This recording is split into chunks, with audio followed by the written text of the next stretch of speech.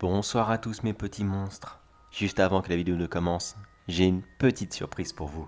Vous avez adoré les 2 semaines de l'horreur qui s'étaient passées juste avant Halloween. Beaucoup d'entre vous ont énormément aimé aussi le petit calendrier de l'Avent. Alors continuons sur cette lancée et restons sur le principe de la fête. Pâques est dans quelques jours. Alors, de maintenant jusqu'au jour J, il y aura une vidéo par jour et sur le thème de Pâques. Vous allez me dire, oui mais c'est vite fait le tour, à part les lapins, le chocolat, les cloches. Oh, croyez-moi, quand on cherche un petit peu, il y a d'autres pays dans le monde qui ont leurs petites traditions, assez originales je dois dire. Et on va les découvrir tous ensemble à travers cette petite série. Sur ce, amusez-vous bien mes petits monstres. Et maintenant, place à l'histoire.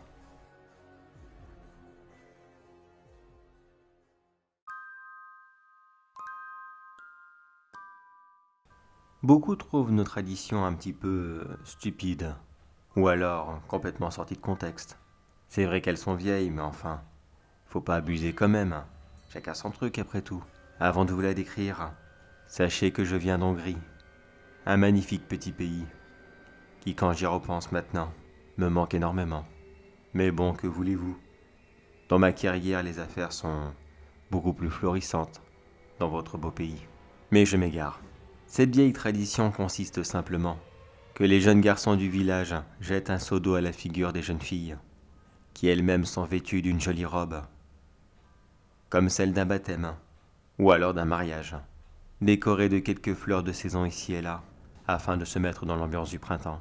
Cette vieille tradition a pour but d'apporter fécondité aux jeunes femmes qui se font arroser. Est-ce que j'y crois personnellement? Disons que c'est plus une coutume locale, qu'on prend plaisir à respecter. Je n'ai malheureusement pas eu la chance de pouvoir rentrer chez moi, afin d'assister à cette petite fête. C'est donc le cœur lourd, mais en même temps rempli de joie, que je la regarde en direct avec ma tablette. Toutes les jeunes filles passent les unes après les autres, se faisant arroser à tour de rôle, soit par leurs frères, leurs amis, ou d'autres membres de leur famille. J'attendais énormément cette fête. Dans ce lot, il y a quelqu'un qui me tient énormément à cœur. Il s'agit de la fille de mon meilleur ami. Et voilà, ça y est, elle a enfin l'âge d'y participer. Je la renvoie encore pourtant, si petite. Elle-même regardait sa grande sœur y participer, avec beaucoup d'envie. Mais bon, il faut un âge minimum. Ça va bientôt être son tour. J'ai tellement hâte de voir ça. Ça fait bien longtemps que je n'ai pas vu cet ami. Après tout, si je me retrouve en France maintenant, c'est bien grâce, ou plutôt à cause de lui. Eh oui, malheureusement j'avais déjà une petite entreprise dans mon pays natal, qui, comme je vous le rappelle, me manque beaucoup. Mais cet abruti a dépensé toutes nos économies dans quelque chose de complètement stupide, soi-disant du matériel supplémentaire, qui devait nous mettre à la pointe de la technologie et nous permettre de nous différencier par rapport aux concurrents. Mais quelle andouille, bordel. Il n'a pas vu que c'était une arnaque. J'ai pratiquement tout perdu à cause de lui.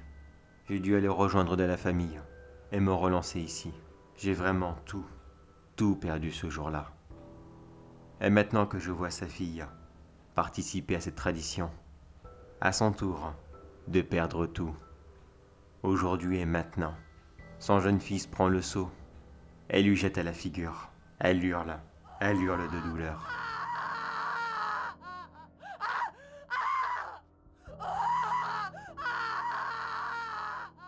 Eh oui, le seau ne contenait pas de l'eau.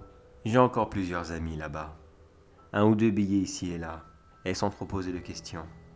Ils ont bien voulu remplacer l'eau du seau par de l'acide sulfurique. La pauvre, vu qu'elle passe en dernière. Il n'y a plus une seule goutte d'eau que ce soit.